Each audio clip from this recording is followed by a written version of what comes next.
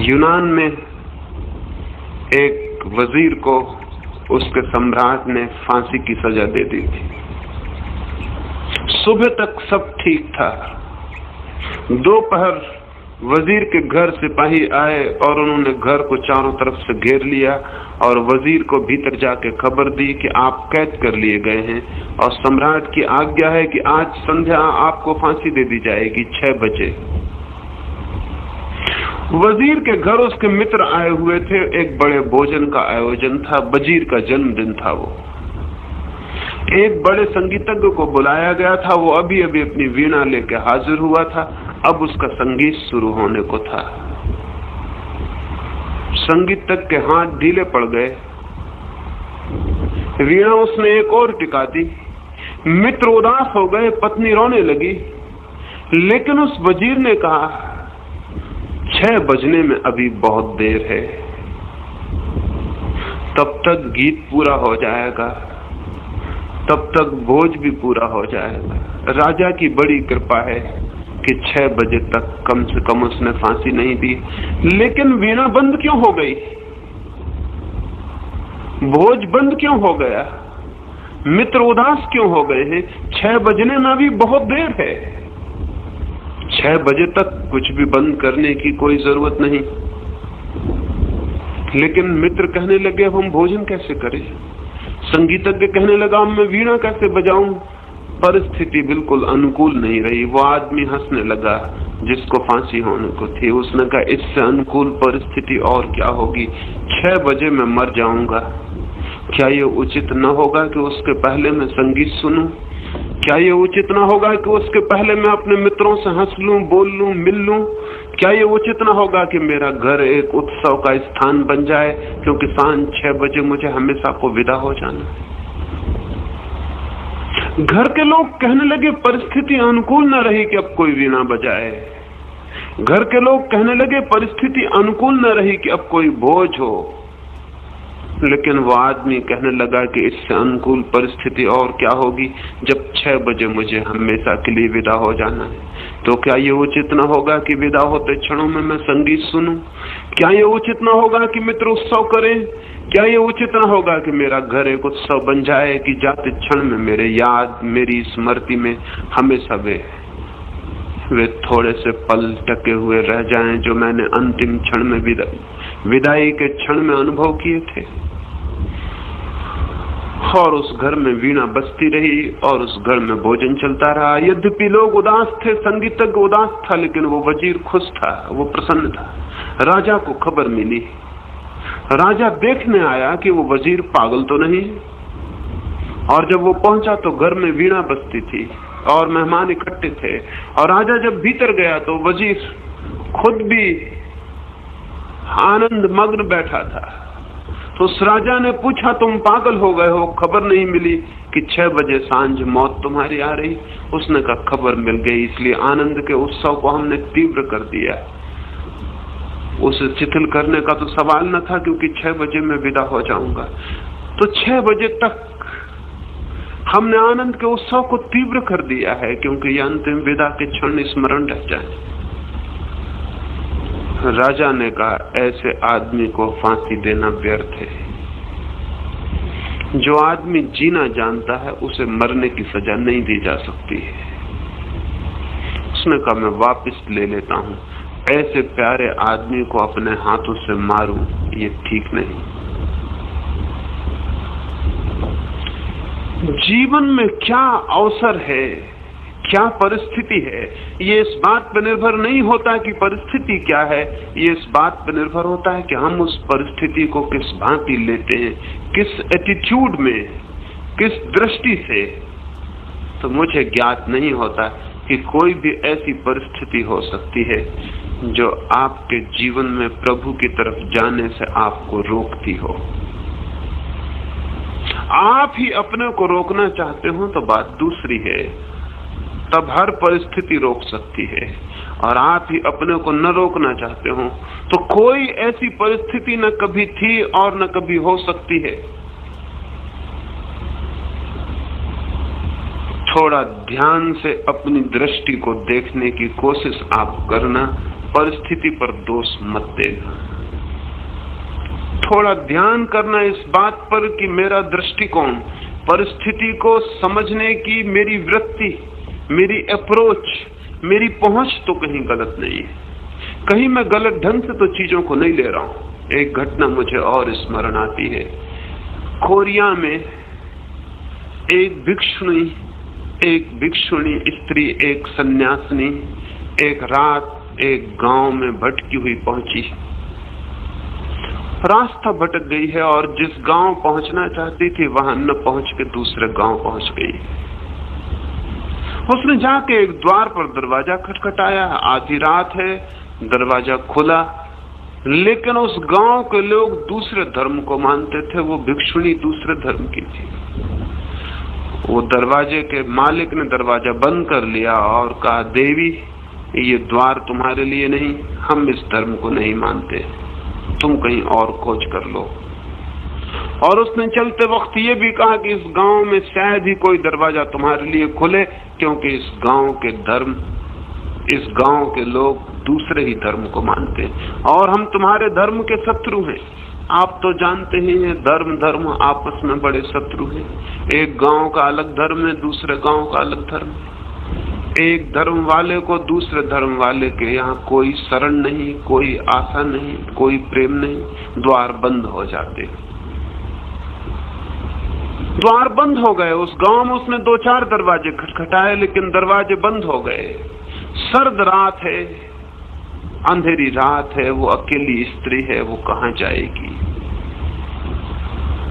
लेकिन धार्मिक लोग इस तरह की बातें कभी नहीं सोचते हैं। धार्मिक लोगों ने मनुष्यता जैसी बात कभी सोची ही नहीं। वे हमेशा सोचते हैं हिंदू है या मुसलमान, बौद्ध है या जैन, आदमी का सीधा कोई मूल्य उनकी दृष्टि में कभी नहीं रहा। वो स्त्री उस गांव को छोड़ देना पड़ा। आधी रात वो जाके गांव के बाहर एक वृक्ष के नीचे सो गई। कोई 2 घंटे बाद ठंड के कारण उसकी नींद खुली। उसने आंख खोली, ऊपर आकाश तारों से भरा है। उस वृक्ष पर फूल खिल गए हैं, रात के खिलने वाले फूल, उनकी सुगंध चारों तरफ फैल रही है। वृक्ष के फूल चिटक रहे हैं, आवाज आ रही है और फूल खिलते चले जा रहे हैं। वो आधा घड़ी तक मौन उस फूल को, उन वृक्ष के फूलों को खिलते देखती रही, आकाश के तारों को देखती रही। फिर दौड़ी गांव की तरफ। फिर जाके उसने उन दरवाजों को खटखटाया जिन दरवाजों को उनके मालिकों ने बंद कर लिया था। आधी रात फिर कौन आ गया? उन्होंने दरवाजे खोले, वही भिक्षुणी खड़ी है। उन्होंने कहा, हमने मना कर दिया, ये द्वार तुम्हारे लिए नहीं है, फिर दोबारा क्यों आ गई हो? लेकिन उस भिक्षुणी की आंखों से कृतज्ञता के आंसू बह जाते। उसने कहा, नहीं, अब द्वार खुलवाने नहीं आई, अब ठहरने नहीं आई, केवल धन्यवाद देने आई हूँ। काश तुम आज मुझे अपने घर में ठहरा लेते, तो रात, आकाश के तारे और फूलों का चटक के खिल जाना मैं देखने से वंचित ही रह जाती। मैं सिर्फ धन्यवाद देने आई हूँ कि तुम्हारी बड़ी कृपा थी कि तुमने द्वार बंद कर लिए और मैं खुले आकाश के नीचे सो सकी। तुम्हारी बड़ी कृपा थी कि तुमने घर की दीवारें से मुझे बचा लिया और खुले आकाश में मुझे भेज दिया। जब तुमने भेजा था तब तो मेरे मन को लगा था कैसे बुरे लोग हैं। अब मैं ये कहने आई हूँ कैसे भले लोग हैं इस गांव के। मैं धन्यवाद देने आई हूँ। परमात्मा तुम पर कृपा करे, जैसी तुमने मुझे एक अनुभव की रात दे दी। जो आनंद मैंने आज जाना है, जो फूल मैंने आज खिलते देखे हैं, जैसे मेरे भीतर भी कोई प्राणों की कली चटक गई हो और खिल गई हो, जैसी आज अकेली रात में मैंने आकाश के तारे देखे हैं, जैसे मेरे भीतर ही कोई आकाश स्पष्ट हो गया हो और तारे खिल गए हो, मैं उसके लिए धन्यवाद देने आई हूँ। भले लोग हैं तुम्हारे गांव के। परिस्थिति कैसी है इस पर कुछ निर्भर नहीं करता, हम परिस्थिति को कैसा लेते हैं इस पर सब कुछ निर्भर करता है। हर एक व्यक्ति को परिस्थिति कैसी लेनी है ये सीख लेना चाहिए, तब तो राह पर पड़े हुए पत्थर भी सीढ़ियां बन जाते हैं। और जब हम परिस्थितियों को गलत ढंग से लेने के आदी हो जाते हैं तो सीढ़ियां भी मंदिर की पत्थर मालूम पड़ने लगती हैं जिनसे रास्ता रुकता है। पत्थर सीढ़ी बन सकते हैं, सीढ़ियां पत्थर मालूम हो सकती हैं। अवसर दुर्भाग्य मालूम हो सकते हैं, दुर्भाग्य अवसर बन सकते हैं। हम कैसे लेते हैं, हमारे देखने की दृष्टि क्या है, हमारी पकड़ क्या है, जीवन का कौन हमारा क्या है, हम कैसे जीवन को लेते और देखते हैं। आशा से भरकर जीवन को देखें। साधक अगर निराशा से जीवन को देखेगा तो गति नहीं कर सकता है। आशा से भरकर जीवन को देखें। अधैर्य से भरकर जीवन को देखेंगे अपने मन को तो साधक एक कदम आगे नहीं बढ़ सकता है। धैर्य से, अनंत धैर्य से जीवन को देखें। उतावलेपन में जीवन को देखेंगे, शीघ्रता में भागते हुए तो साधक एक इंच आगे नहीं बढ़ सकता। प्रतीक्षा से जीवन को देखें, अनंत प्रतीक्षा से। जो आज नहीं हुआ वो कल हो सकेगा, जो कल भी नहीं होगा वो परसों हो सकेगा। हो सकेगा। प्रतीक्षा और आशा मनुष्य के जीवन में अज्ञात के रास्ते पर, जहां कोई माइल स्टोन नहीं लगे हुए हैं जिनसे पता चल सके कि हम कितने चल गए, जहां कोई भीड़ साथ नहीं चलती जिससे आश्वासन मिल सके कि हम कितना बढ़ गए, एकांत के रास्ते पर, अकेले के रास्ते पर मनुष्य प्रभु की तरफ जाता है। वहां उसे प्रतीक्षा उसके साथ ना हो, धैर्य साथ ना हो, आशा साथ ना हो, जीवन को देखने का आनंदपूर्ण दृष्टिकोण साथ ना हो, प्रार्थनापूर्ण मन साथ ना हो, तो फिर आगे बढ़ना बहुत कठिन है। इस संबंध में 2-3 बातें समझ लेनी चाहिए और फिर कुछ प्रश्न बच रहेंगे तो कल हम उन पर बात करेंगे। 2-3 बातें समझने के बाद हम रात्रि के ध्यान के लिए बैठेंगे। मैंने कहा साधक के लिए आशापूर्ण दृष्टि चाहिए। सामान्यतः हमारी दृष्टि बड़ी निराशापूर्ण है। हम चीजों को हमेशा अंधेरे हिस्से की तरफ से देखते हैं। हमेशा हम वहां से देखते हैं जहां चीजें दुखद, कष्टपूर्ण, प्रतिकूल प्रतीत होने लगती हैं। एक आदमी एक अजनबी गांव में गया हुआ था।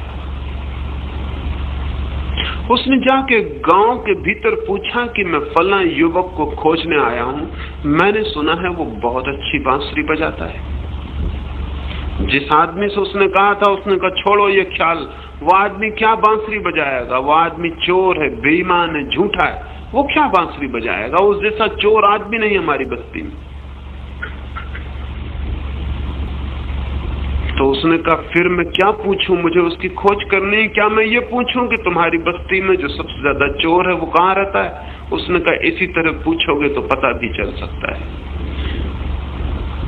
उसने दूसरे आदमी से जाके पूछा कि इस गांव में फला आदमी को खोजने आया हूं जो बहुत बड़ा चोर है, बेईमान है, झूठ बोलने वाला है। उस आदमी ने कहा मैं विश्वास भी नहीं कर सकता कि वो झूठ बोलता होगा, चोरी करता होगा, वो इतनी अच्छी बांसुरी बजाता है। एक आदमी है जो बांसुरी बजाता है, कोई देखता है कि बांसुरी इतनी अच्छी बजाता है तो कैसे चोरी कर सकता होगा। कोई दूसरा देखता है कि चोर है, ऐसा बुरा चोर है तो कैसे बांसुरी बजाता होगा। हम कैसे देखते हैं, हम कहां से देखते हैं, हम जीवन में, मनुष्यों में, परिस्थितियों में, घटनाओं में क्या खोजते हैं, हम कोई प्रकाशोज्वल पक्ष खोजते या कोई अंधकारपूर्ण बात? हम क्या खोजते? हम कोई प्रकाश की किरण खोजते हैं या अंधकार की कोई धारा? हम जब फूलों के पास जाते हैं तो कांटों की गिनती करते हैं या फूलों की? हम जब किसी मनुष्य के पास बैठते हैं तो हम उसके भीतर क्या देखते हैं? कोई प्रशंसा का द्वार या निंदा की कोई गंदी गली? हम क्या खोजते? हमारी दृष्टि क्या है? और जो दृष्टि हमारी होगी, धीरे धीरे हमारे भीतर उसी तरह का भाव घनीभूत होता चला जाता है। साधक के लिए स्पष्ट रूप से बहुत आशावादी दृष्टि चाहिए, बहुत प्रकाशपूर्ण पक्ष को देखने की सामर्थ्य चाहिए। प्रत्येक स्थिति में वो खोज सके कि शुभ क्या है, और घने से घने कांटों के जंगल में वो एक फूल भी खोज सके कि ये फूल है। तो उसका रास्ता निरंतर कांटों से मुक्त होता चला जाता है। रोज रोज उसे फूलों के और गहरे से गहरे मार्ग मिलते चले जाते हैं। हम जो खोजते हैं वही हमें मिल जाए तो आश्चर्य नहीं है, वही हमें मिल जाता है। हम क्या खोजने निकल पड़े हैं वही हमें मिल जाता है। तो थोड़ी अपनी परिस्थितियों पर विचार करना, क्या उन परिस्थितियों में कोई भी संभावना नहीं है शुभ की? क्या उन परिस्थितियों में कोई भी अनुकूलता नहीं? क्या उन परिस्थितियों में कोई भी मैत्री की संभावना नहीं? क्या उन परिस्थितियों में कुछ भी नहीं है जहां से द्वार खोला जा सके, दीवार तोड़ी जा सके, रास्ता बनाया जा सके, दिया जलाया जा सके? खोजेंगे तो पाएंगे, बहुत कुछ है, बहुत कुछ है। नहीं खोजेंगे या गलत को खोजते रहेंगे तो पाएंगे कुछ भी नहीं। एक आदमी के पैर में चोट लग गई है, वो बहुत बेचैन, बहुत दुखी परमात्मा की निंदा करता हुआ है। एक मकान की एक बड़ी मंजिल में न्यूयॉर्क के एक लिफ्ट पर सवारी कर रहा है, ऊपर जा रहा है। जैसे ही लिफ्ट ऊपर उठने लगी है, उसने देखा है कि लिफ्ट पर एक और आदमी भी सवार है। उसके दोनों पैर कटे हुए, वो कुर्सी पर बैठा हुआ है, हंस रहा है और गीत गुनगुना रहा है। उसके पैर में जरा सी चोट थी, वो परमात्मा के प्रति क्रोध से भरा हुआ था। उसने उस आदमी से पूछा कि मेरे दोस्त, तुम्हारे पास क्या है? तुम्हारे दोनों पैर कटे हुए हैं और तुम गीत गुनगुना रहे हो और हंस रहे हो। उस आदमी ने कहा, मेरी दोनों आंखें शेष हैं, मेरे दोनों हाथ अभी शेष हैं। मैंने ऐसा आदमी भी देखा है जिसके दोनों हाथ भी कट गए थे। मैंने ऐसा आदमी भी देखा है जिसकी दोनों आंखें भी नहीं थी। दोनों पैर ही गए तो क्या हुआ? अभी मेरे दोनों हाथ शेष है, मेरी दोनों आंखें शेष है, अभी और सब कुछ तो शेष है। मैं दो पैर जो चले गए हैं उनके लिए भगवान के प्रति क्रोध प्रकट करूं, या जो मेरे पास शेष है उसके लिए धन्यवाद दूं?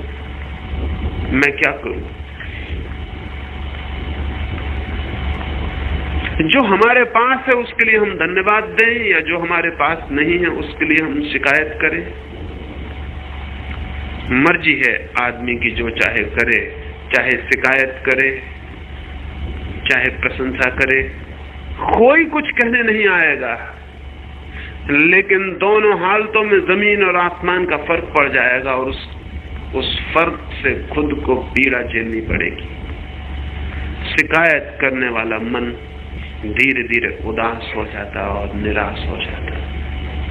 धन्यवाद देने वाला मन धीरे धीरे आनंद से भर जाता, प्रफुल्लता से, आशा से। जो आशा से भर जाता है वो आगे कदम उठा सकता है, जो निराशा से भर जाता है उसके उठे हुए कदम भी पीछे लौटने लगते हैं। तो मैं आपको कहूंगा, अपनी परिस्थितियों में खोजे कि क्या वहां आशापूर्ण कोई भी संभावना नहीं। दूसरी बात, क्या 24 घंटे में थोड़े से क्षणों के लिए अपनी परिस्थितियों से मुक्त नहीं हुआ जा सकता? नींद रोज मुक्त कर देती है, आपकी सारी परिस्थितियां बाहर पड़ी रह जाती। ना आप गरीब रह जाते, ना आप अमीर रह जाते, ना आप दुखी रह जाते, ना आप सुखी रह जाते। नींद आपको कहीं ले जाती है जहां आप परिस्थितियों के बाहर हो जाते।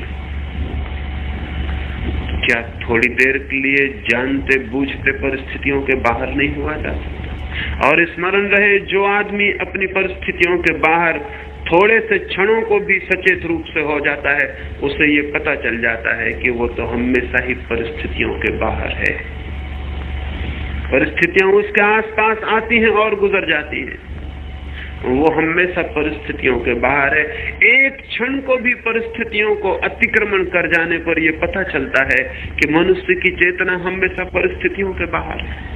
सांझ आती है, सुबह आती है, सूरज निकलता है, रात आ जाती है, आदमी के आसपास से सब गुजर जाता है और आदमी हमेशा अलग खड़ा रह जाता है। जिस दिन इस पृथकता का बोध होगा, जिस दिन जीवन के बीच इस साक्षी का भाव उदय होगा कि मैं तो दूर खड़ा रह जाता हूँ, धाराएं आती हैं और बह जाती हैं, हवाएं आती हैं और गुजर जाती हैं, धूप आती है, शीत आती है, वर्षा आती है, गर्मी आती है और मैं दूर खड़ा रह जाता हूँ, मैं पृथक अलग खड़ा रह जाता हूँ। कुछ भी मुझे छूता नहीं, कुछ भी मेरे प्राणों को अतिक्रांत नहीं करता, कुछ भी मेरे भीतर जाके बदलाहट नहीं करता, मैं तो वही रह जाता हूँ। चीजें आती हैं और बदल जाती हैं। जिस दिन ये एक क्षण को भी ख्याल होगा, उसी दिन जीवन भर के लिए स्थिति बन जाती है। तो थोड़ी देर परिस्थितियों के बाहर होने की क्षमता जुटानी चाहिए। परिस्थितियों के लिए रोते रहने से कोई भी फल नहीं। ध्यान का अर्थ इतना ही है कि हम परिस्थितियों के बाहर जा रहे हैं थोड़ी देर को। ध्यान का यही अर्थ है, परिस्थितियों के बाहर उठ जाना, दूर हट जाना, ऊपर उठ जाना, परिस्थितियों के पार खड़े हो जाना। जैसे कोई हवाई जहाज पर ऊपर उड़ रहा हो, वृक्ष नीचे छूट जाते हैं, पहाड़ नीचे छूट जाते हैं, बादल नीचे छूट जाते हैं। ठीक वैसे ही जैसे ही कोई ध्यान के शून्य में प्रवेश करता है, वैसे ही परिस्थितियां, घर द्वार, पत्नी, बच्चे, अर्थ सब